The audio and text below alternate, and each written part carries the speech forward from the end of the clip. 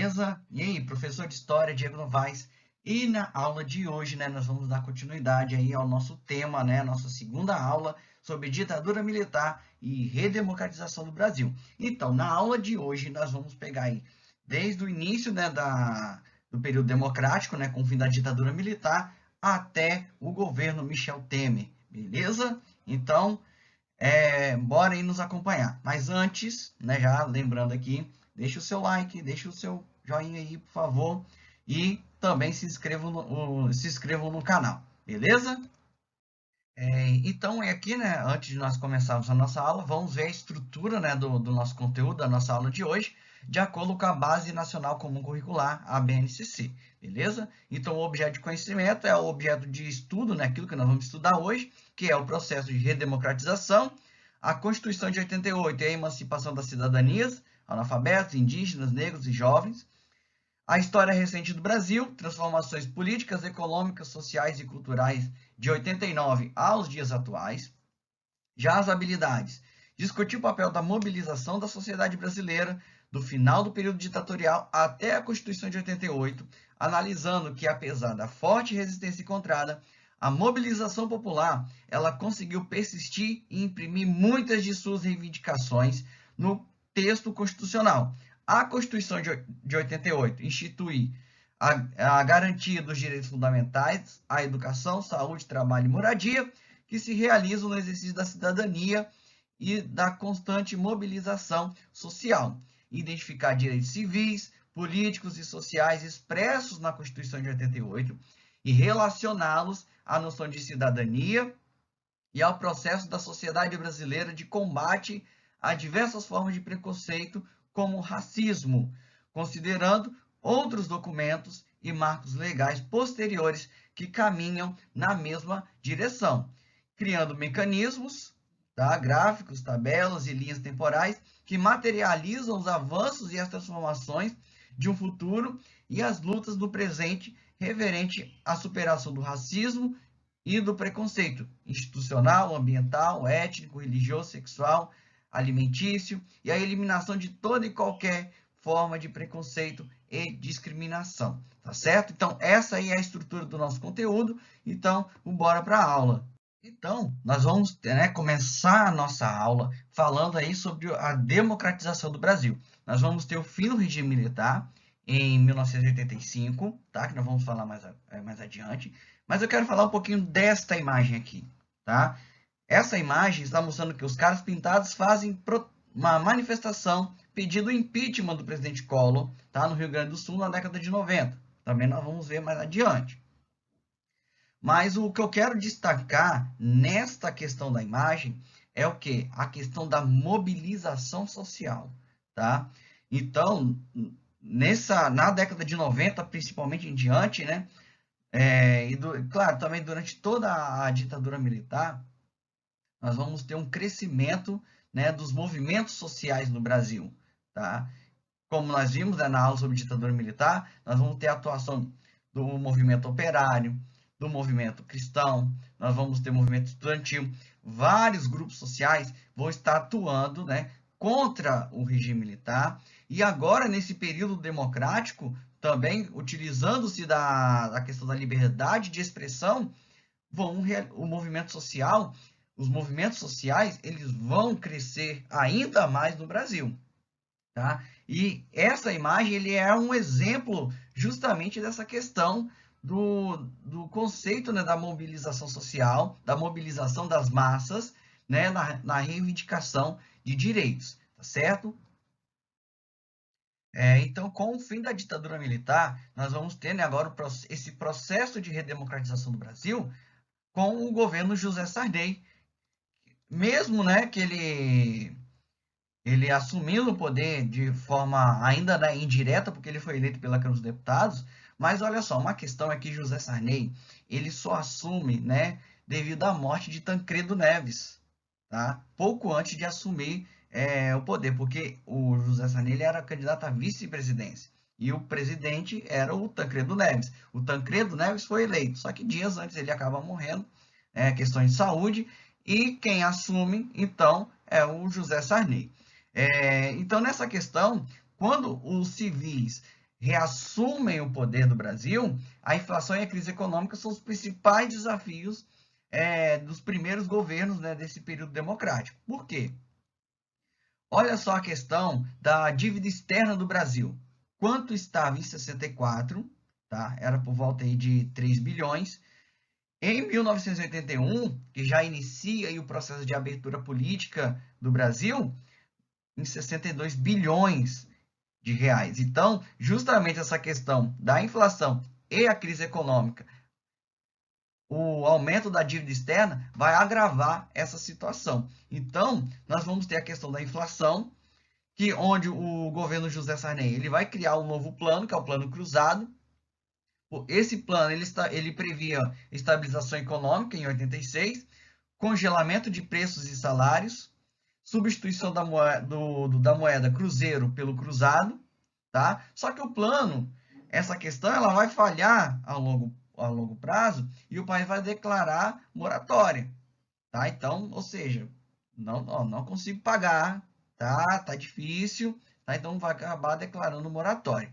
Outro ponto também, né, que nós vamos ter durante o governo José é a criação, né, a elaboração da Constituição de 1988 e é também a Constituição que vigora atualmente, tá? A nossa última Constituição é essa aí que foi elaborada em 1988.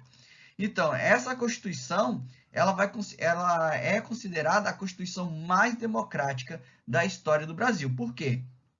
Bom, porque ela amplia, né, de maneira máxima os direitos à cidadania de todos os grupos, desde o indígena, lá da comunidade indígena, o quilombola, né, lá da comunidade, até a pessoa do mais alto grau social da sociedade brasileira, estabelecendo a igualdade social e a igualdade jurídica, tá? Então, nessa Constituição vai ser estabelecido o sistema presidencialista de governo, com voto direto, o fortalecimento do poder judiciário, o internacionalismo estatal e nacionalismo econômico e o assistencialismo social como ampliação dos direitos dos trabalhadores, tá? Por isso tudo que ela foi apelidada de Constituição Cidadã. Mexer com a vida de todos os cidadãos. De Brasília, Joelmir Betting. Aqui está ela, a nova Constituição do Brasil. Nem tudo que está aqui dentro entra em vigor imediatamente, muita coisa ainda falta a ser regulamentada. Mas nada do que falta a ser regulamentado poderá afastar-se 1 milímetro ou 1 vírgula do que está escrito aqui dentro. Esta, a partir de hoje, é a lei de todas as leis do Brasil. Ela vai afetar a vida de cada brasileiro em particular. Homens, mulheres, a jovem, a idosa, a mãe e o filho, a trabalhadora, o aposentado, o segurança, o bombeiro, as enfermeiras, as moças do cafezinho. A nova Constituição já é desse povo, já está valendo e valerá de fato se o povo tomar conhecimento dela, cobrando e exigindo o que está escrito neste livro. Um livro quase sagrado, é como se fosse uma Bíblia ou um anjo da guarda. A nova Constituição sai do forno da gráfica do Senado e está pronta para ser distribuída primeiro das escolas, escritórios e bibliotecas. A nova Constituição ainda não tem prazo para estar à venda nas bancas de jornais ou nas livrarias, mas nas ruas as pessoas já estão curiosas para saber o que muda e quando que elas vão saber sobre isso. A senhora sabe o que muda na sua vida exatamente a partir de amanhã? Não. E a senhora está curiosa para saber? Curiosa para saber. Como é que a senhora vai saber? Não sei. Tem que ler alguma coisa, né? A senhora está querendo saber onde pode ler? Saber onde encontrar algum para ler, né? E a senhora sabe onde vai achar a Constituição para ler? Não, ainda não sei, estou curiosa. Para colocar a nova carta à disposição dos brasileiros o mais rápido possível, a gráfica do Senado prepara os exemplares que vão ser entregues em órgãos públicos de todo o país. Aqui, 50 pessoas trabalham há 3 dias, 18 horas por dia, carimbando e embalando a nova Constituição para que 140 milhões de brasileiros possam saber dos seus direitos e deveres. São 40.870 exemplares da nova Constituição que estão prontos para serem distribuídos pela Empresa Brasileira de Correios e Telégrafos. A nova Constituição vai para universidades, bibliotecas públicas e câmaras municipais de todo o país. Cada instituição vai receber um pacotinho como esse, com 2 exemplares. E a Constituição vai para cidades distantes e desconhecidas, como, por exemplo, Mazagão, no Amapá, Natuba, na Paraíba, ou Machadinho, no Rio Grande do Sul.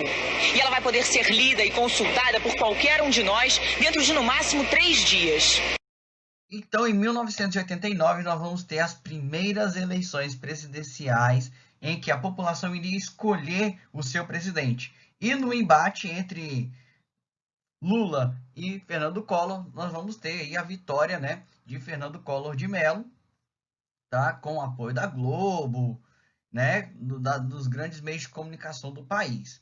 Então, e pela primeira vez, um operário, né, o Lula, ele disputava a eleição para o executivo com grandes chances de vitória. O Lula tinha grandes chances de vitória na época, mas com o apoio, né, da elite, de grupos conservadores e da própria Rede Globo, Collor acaba sendo eleito presidente do Brasil em 89. E o seu governo ele vai de 1990 até 1992.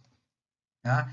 Ele chega, né, prometendo um novo Brasil, né, naquele período, de tentar diminuir a inflação, tal, né, com um discurso de caçar os marajás, e também teve o apoio da mídia. Então, Fernando Collor ele veio disputando a eleição pelo PRP, que era o Partido de Renovação Nacional, e ganhou a eleição, né, com um discurso centrado aí nessa caça aos marajás, e com o apoio da mídia. No dia seguinte, ele já vai lançar o Plano Collor, que era limitar a quantidade de dinheiro em circulação para controlar a inflação nacional por meio de bloqueio de reserva de caderneta de poupança em contas correntes.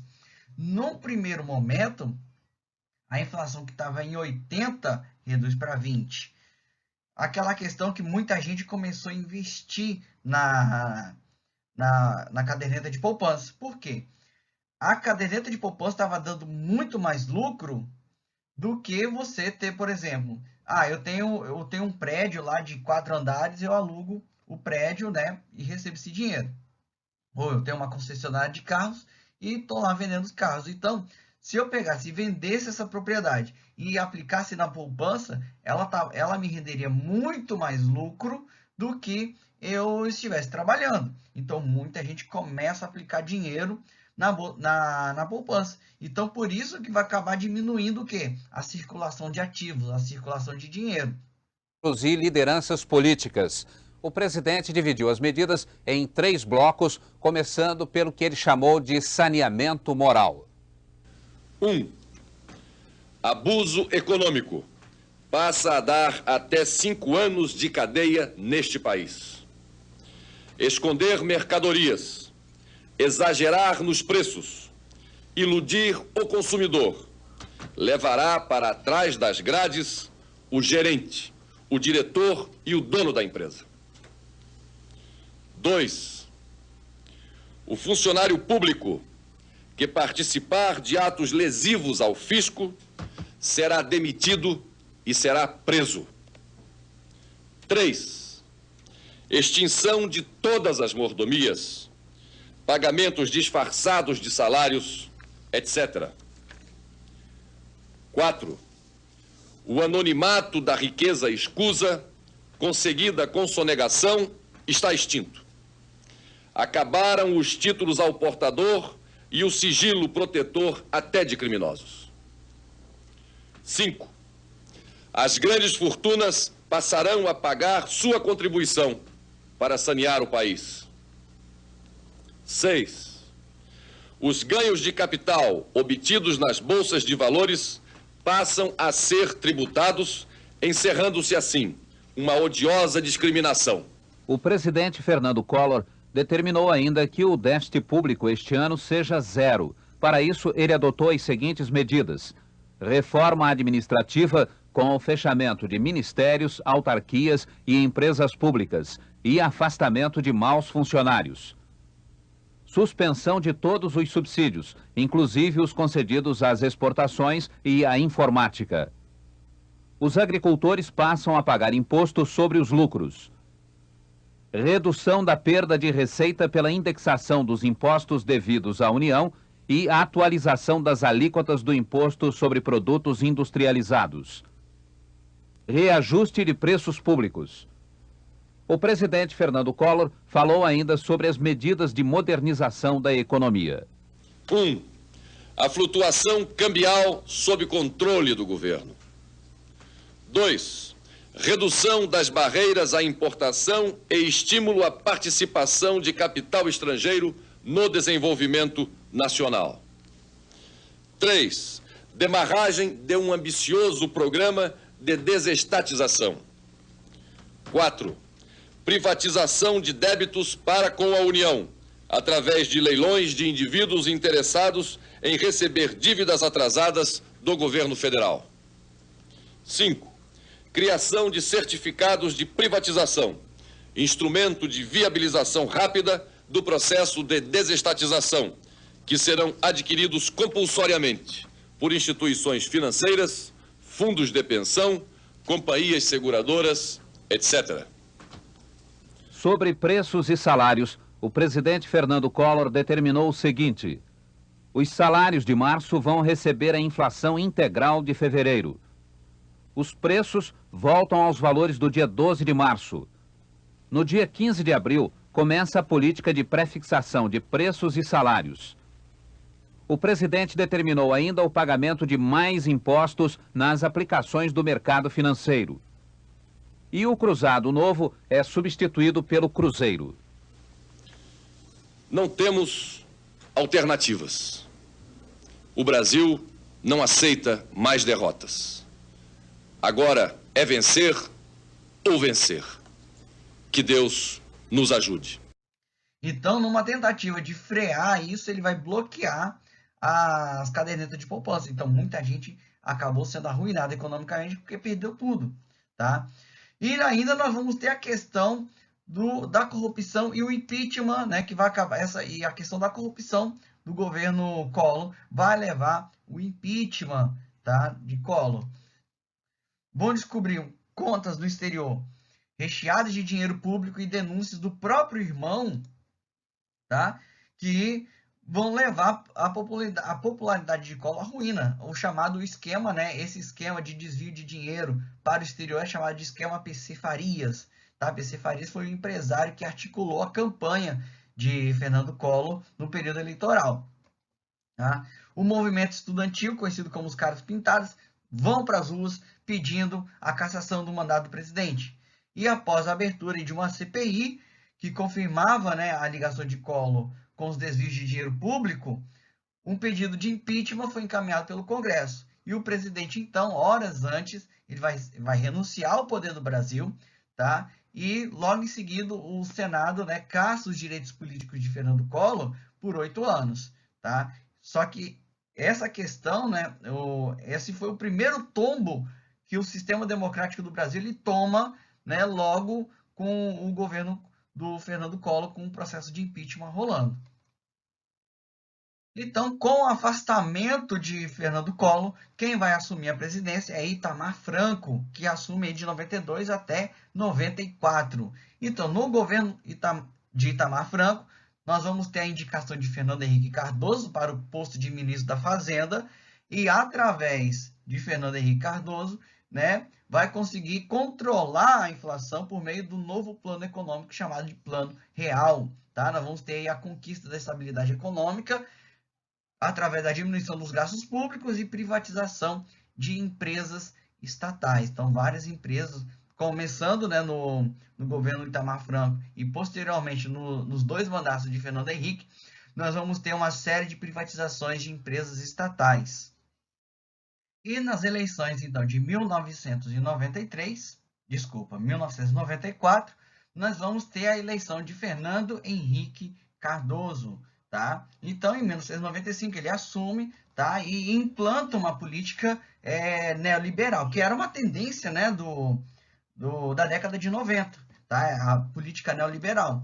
Então, no governo Fernando Henrique, nós vamos ter privatização de empresas estatais na área de telecomunicação, eletricidade e siderúrgica, tá? Como, por exemplo, a Companhia Vale do Rio Doce. Então, a década de 90, ela vai ser a era das privatizações. Várias empresas estatais, elas vão ser privatizadas, né, sendo vendidas aí ao poder privado, tá certo? Então, nós vamos ter a Companhia Vale do Rio Doce, que vai ser privatizada, a Telebrás, que, se não me engano, hoje é a Oi. Nós vamos ter também a Companhia Hidroelétrica do São Francisco, a Companhia Siderúrgica Nacional, lembrando que tanto a Companhia Vale do Rio Doce quanto a Companhia Siderúrgica Nacional, elas foram empresas estatais construídas durante o governo Vargas, lá atrás, tá? E vão ser privatizadas no governo Fernando Henrique. Outro ponto também, no governo Fernando Henrique, vai ser o ritmo recessivo da economia. Nós vamos encarar uma recessão econômica. Porém, com a estabilidade monetária que nós vamos conseguir, porque devido a essas privatizações, vai baixar a inflação e nós vamos ter um aumento da renda per capita nesse período. Fernando Henrique, ele vai conseguir ser reeleito em 1998, tá? E vai governar, né, no segundo mandato até 2002. Então, antes não havia reeleição para presidente. Fernando Henrique, ele consegue a sua reeleição devido à aprovação de uma emenda constitucional que permitia um novo mandato. Tanto é que o presidente ele pode ficar até 2 mandatos no poder. Isso é até hoje. No segundo mandato, né, os desafios do Brasil, inclusive isso é até hoje, tá? A questão os principais desafios do governo Fernando Henrique era a questão da desnutrição, da violência, o desemprego e analfabetismo continuaram sendo os grandes problemas sociais do Brasil, né, nesse período já se encaminhando para os anos 2000.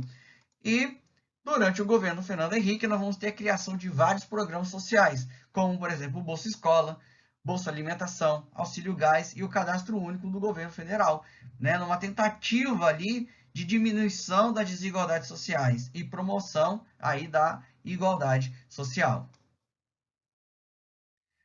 Então, nas eleições de 2002, nós vamos ter a vitória aí do Luiz Inácio Lula da Silva. E pela primeira vez da história, nós vamos ter, né, um partido identificado com a esquerda, o PT, e um operário, o Lula, assumem o poder do executivo.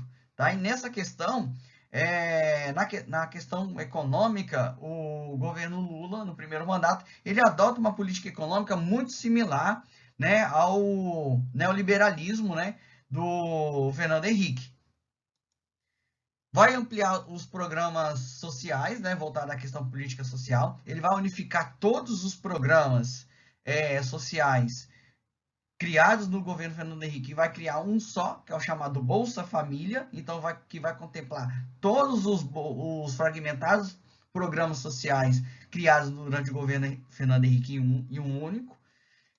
Nós vamos ter também a criação de novos programas como Luz para Todos, o Fome Zero e o ProUni, que inclusive estão funcionando aí até hoje.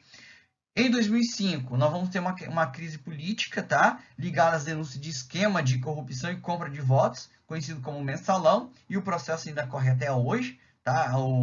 As investigações do Mensalão. E só que em 2008, diante de uma crise econômica, mesmo assim, mesmo com a crise política implantada pelo Mensalão e a crise de 2008, a crise imobiliária de 2008, que atingiu o mundo inteiro, nós vamos ter, né, o Lula ele alcança um alto índice de popularidade, ligado, claro, ao aumento da qualidade de vida da população mais pobre, porque muitas pessoas vão sair da linha extrema de pobreza e vão ascender socialmente, através de programas sociais lançados pelo governo. E logo em seguida, né, nós vamos ter o governo Dilma, que vai de 2011 até 2016, tá? O Dilma, ela consegue ser eleita, né, devido ao alto índice de popularidade do governo Lula, tá? Então, esse índice de popularidade vai ser decisivo para a vitória de Dilma Rousseff como candidata de oposição ao José Serra, tá? Então, nós vamos ter um grande embate político entre o PT e o PSDB, ou seja, entre Dilma e José Serra. E durante o seu governo, em 2012, o Brasil alcança a 6ª posição entre os países de maior economia, ou seja, o Brasil se tornou a 6ª maior economia do mundo, superando vários países da Europa. A Dilma, durante o seu governo, né, além de ser a primeira mulher a assumir a presidência do país, da história do Brasil, né, através do governo Lula, ela vai ampliar também os programas sociais do governo Lula e vai implantar novos programas, como o PAC, o Programa de Aceleração do Crescimento, tá? E o Pronatec, que é o Programa Nacional de Acesso ao Ensino Técnico e Emprego. São programas que também estão na ativa aí até hoje. Vai investir também em ciência, tá? Com um projeto de pesquisas, como Ciências Sem Fronteiras, enviando cientistas e estudantes para estudarem no exterior. No segundo mandato, o país vai enfrentar uma grande crise econômica, tá? Decorrente de diversos fatores, tá? O desgaste das denúncias de corrupção, no caso do mensalão, e esse desgaste, né, das constantes denúncias de corrupção vai causar falta de credibilidade no mercado externo, ou seja, o Brasil perde mercado, perde credibilidade no mercado externo, e a desconfiança, né, de investidores estrangeiros que estavam temerosos de investir no Brasil. Isso também nós estamos passando aí até hoje. Então, essa crise que nós entramos, né, a partir de 2014 para cá, nós estamos passando por ela ainda, tá? Então, nós já temos aí 6 anos de crise. E em 2016, ela acaba entrando, né, ela sofre um processo de impeachment aprovado pelo Congresso, mas as famosas, devido a falar da pedalada fiscal, né? Como que a gente pode falar da pedalada fiscal? É como se ela tivesse maquiado, né, a planilha orçamentária. Todo mundo fez isso, né? Mas aí decidiram julgar a Dilma por isso aí. Então, ela vai ter o seu processo de impeachment aprovado pelo Congresso, mas só que sem perder seus direitos políticos. E em seguida vem Michel Temer, o vice, ele assume o governo aí de 2016 a 2018, e o seu projeto político no seu período de governo era principalmente para a área econômica do país, numa tentativa de reerguer a economia do país naquele momento. Aí vieram as eleições, né, de 2018, aí nós temos aí o nosso atual presidente, o Jair Bolsonaro, tá? E aí vai ser difícil explicar a história do governo Bolsonaro em diante, né? Mas vamos que vamos, né? Então, voltando a falar um pouquinho, né, sobre a questão da ditadura militar, vamos falar da Comissão Nacional da Verdade, o CNV.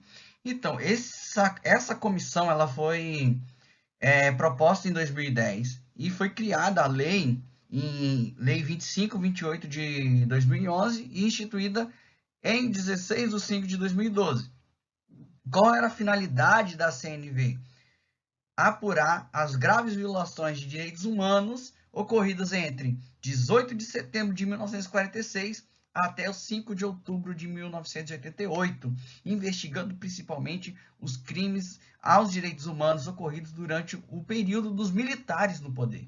Tá? Aí nós voltamos a falar do caso Vladimir Herzog, por exemplo, tá? Que foi um dos casos que foram investigados e foram apurados aí durante pela Comissão Nacional da Verdade, que ficou responsável de abrir os porões da ditadura militar e investigar os crimes que ocorreram nesse período, tá? Esse aqui foi essa foto ela é emblemática, né, durante o período da ditadura militar, mostrando, né, um suposto suicídio do Vladimir Herzog, tá? Lembrando que no atestado anterior, tá, o atestado que foi entregue à família, a versão do óbito era o quê? Enforcamento por asfixia mecânica, tá? Ou seja, ele teria se suicidado aqui por asfixia.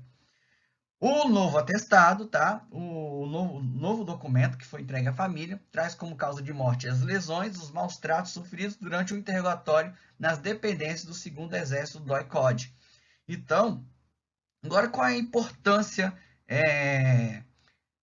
desse caso, da resolução desse caso e mostrar essa questão? Principalmente para aqueles que enxergam a questão da ditadura militar, que não houve ditadura, que não sei o quê. Então, esses casos, essa revisão, essa investigação dos casos, vem mostrar o quê? Como foi a questão da violação dos direitos humanos, dos direitos individuais, durante o período da ditadura militar, tá certo? E além do caso Vladimir Herzog, que é um caso bastante conhecido, nós temos vários outros casos que estão sendo investigados pela Comissão Nacional da Verdade, né, que foi instaurada essa comissão, né, ela foi instaurada entre os governos do Lula e da Dilma, né, entre 2010 e 2012, tá certo? E as investigações, elas continuam sendo feitas, tá? Novos atestados têm sido entregues às famílias e pessoas que estão sendo acusadas, né, que as pessoas ainda vivas que participaram do regime, que estão sendo acusadas, estão participando aí estão sendo incluídas em processos, né, e que inclusive a qualquer momento podem sofrer pena de reclusão.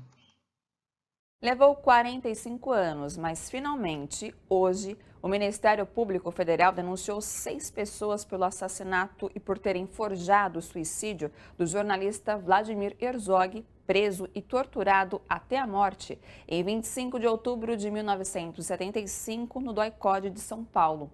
O local onde mais de 50 pessoas foram assassinadas foi o maior centro de violações de direitos humanos da ditadura brasileira. Os denunciados poderão responder na justiça pelos crimes de homicídio, fraude processual e falsidade ideológica. Foram denunciados pelo homicídio o comandante do DOI-CODE na época do crime, Aldir Santos Maciel e José Barros Paes, também processados por fraude processual. Altair Casadei foi denunciado por fraude processual. Os médicos legistas Harry Shibata, que foi chefe do IML em São Paulo, e Arildo de Toledo Viana foram denunciados por falsidade ideológica por terem atestado falsamente que Herzog se suicidou. Durval Ayrton de Moura Araújo, procurador militar do caso Herzog, foi denunciado por prevaricação por não ter denunciado os envolvidos no caso. A investigação do caso Herzog foi reaberta pelo Ministério Público em agosto de 2018, após o Brasil ter sido condenado pela Corte Interamericana de Direitos Humanos.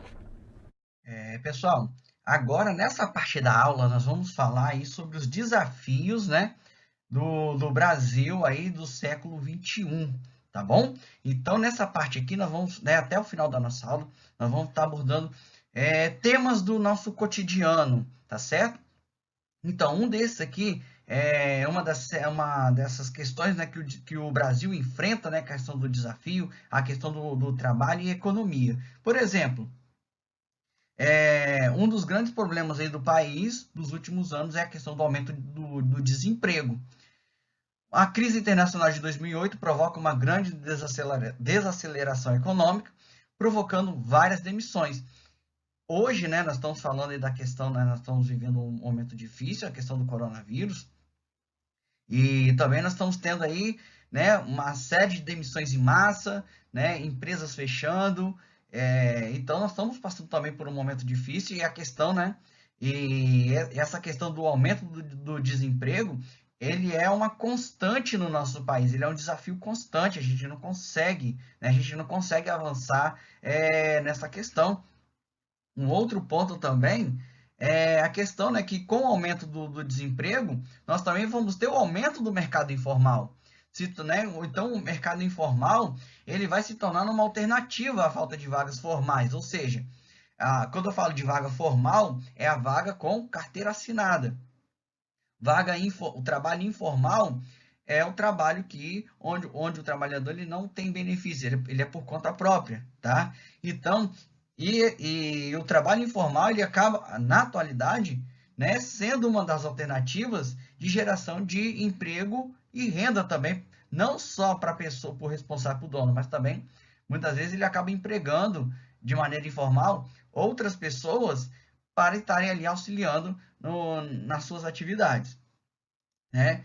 E também, né, devido à questão do desemprego e da informalidade, muitas pessoas não conseguem ingressar no mercado informal, né? Muitas famílias, devido às altas taxas de desemprego, muitas crianças acabam sendo obrigadas a trabalhar para complementar a renda familiar, né? Quem nunca viu uma criança dentro do ônibus vendendo doce ou num sinal pedindo dinheiro? Então, é muito comum vê-las, né, trabalhando como vendedoras ambulantes, principalmente, né? E segundo os dados de 2017, cerca de 1,8 milhão tá, de crianças entre 5 e 17 anos trabalham de forma ilegal. Mas só que nós temos uma questão importante. O trabalho infantil, ele é proibido, tá? A criança, ela tem que estar na escola, tá? Então, essa campanha aqui, ó, não ao trabalho infantil, né? Dia 12 de junho é o dia da luta contra o trabalho infantil. As crianças, até os 17 anos, elas são obrigadas a frequentar uma instituição escolar, tá? Então, e poder trabalhar, a questão do estágio, tem o estágio, o menor aprendiz, são meios, né, de ingresso do jovem adolescente no mercado de trabalho, sem comprometer os estudos, tá? Então, nós temos aí quase 2 milhões de crianças que estão fora da escola e estão trabalhando de forma ilegal. Uma outra questão também do Brasil atual é a questão do cooperativismo, né? Nós temos aí uma crescente, né, de empresas cooperativas, tá? Mas o que é isso, afinal de contas? O que é uma cooperativa? É uma associação autônoma de pessoas que se unem voluntariamente para satisfazer aspirações e necessidades econômicas, sociais e culturais comuns, por meio de uma empresa de propriedade coletiva e democraticamente gerida, tá? Isso aí é um exemplo, tá? O cooperativismo, ele começa, né? Qual é a história do cooperativismo? Ele tem origem na Inglaterra, em meados do século XIX, com a Organização de Trabalhadores Urbanos.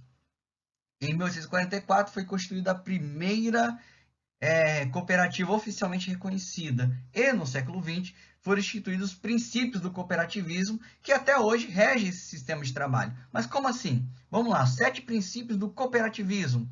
Aqui nós temos o primeiro é a questão da adesão voluntária e livre, tá? Segundo, gestão democrática. Terceiro, participação econômica dos membros. Quarto, autonomia e independência. Educação, informação e instrução, tá? Nós temos aí essa questão, porque essa cooperativa, ela tem o dever de gerar outras cooperativas, ensinar as pessoas a trabalhar em cooperativas, tá? Com cooperativismo. O sexto, intercooperação, e essa cooperativa, ela deve atender os interesses da comunidade, ou seja, do local aonde ela está ali inserida. Um outro ponto também muito importante na questão do Brasil, a questão do agronegócio. O Brasil, desde a sua essência, o Brasil ele é um país agroexportador, né? Então, grande parte da riqueza do país tem a origem do agronegócio, tá? E o Brasil, hoje, né, ele é líder mundial de agronegócio, né, que atualmente é marcado pela exportação de produtos. Vários produtos, né, agrícolas saem daqui do Brasil e preenchem os mercados, tanto na Europa e nos Estados Unidos, principalmente. Tá? Só que, apesar desse desenvolvimento do agronegócio, a questão, se não for muito bem trabalhada, ele compromete o meio ambiente, tá? E o desenvolvimento dos pequenos produtores agrícolas, tá? Que acabam sendo absorvidos por esses grandes latifúndios, tá certo? Então, só que esses grandes latifúndios acabam concentrando grandes propriedades de terras nas mãos de poucas pessoas. E devido que a exploração desenfreada do solo vai gerar desmatamento, erosão e desequilíbrios no ecossistema. Então, a questão ambiental ela deve estar aliada, né? Vamos falar aqui de medidas sustentáveis, tá? Aliar desenvolvimento com sustentabilidade. Então, se não houver medidas que possam controlar esse desenvolvimento, nós vamos ter consequências ambientais bem graves futuramente, né? Inclusive, nós já estamos sentindo na pele as consequências da exploração ambiental. E também, né, nós vamos falar da questão da vida nas cidades. Hoje, né, cerca de 80% da população brasileira ela vive nas cidades, tá certo? E o processo de urbanização, que entre os séculos 20 e 21, foram feitos de maneira muito desordenada. Tá? Por quê?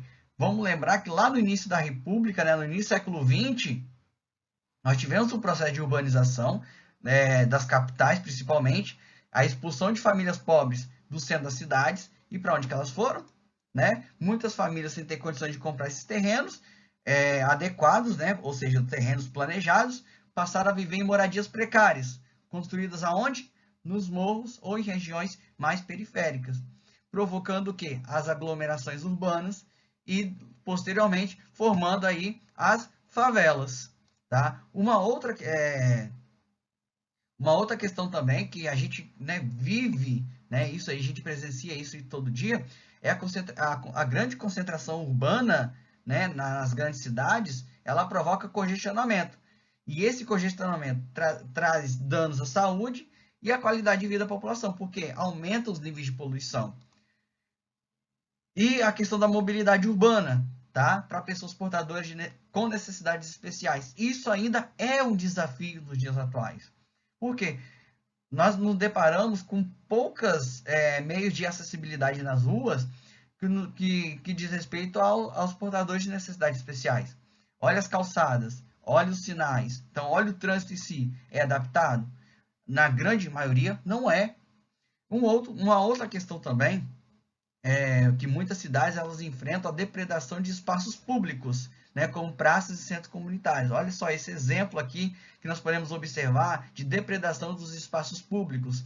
E com isso a gente, né, acaba perdendo. Isso aqui é uma constante. A gente, né, vira e mexe, passa em alguns lugares e vê praças depredadas, centros comunitários, monumentos históricos também que são depredados. Então, toda essa questão, ela é o quê? É a falta da consciência do bem comum, né? Do uso coletivo. As pessoas não têm essa consciência e acabam provocando justamente essa questão aqui de depredação dos espaços públicos.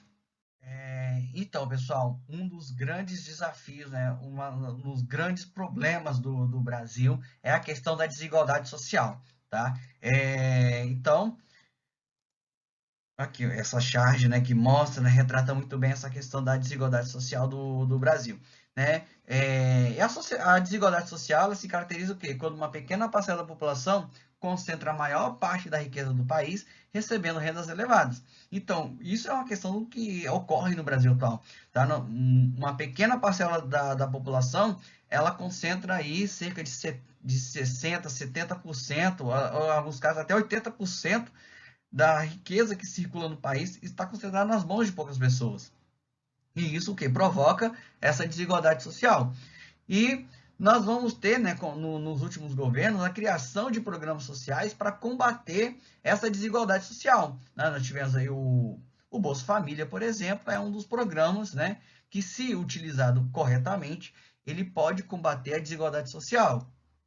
Tá? Entre 2001 e 2013, tá? Cerca de 25 milhões de pessoas deixaram o estado de extrema pobreza no país através dos programas sociais. Tá?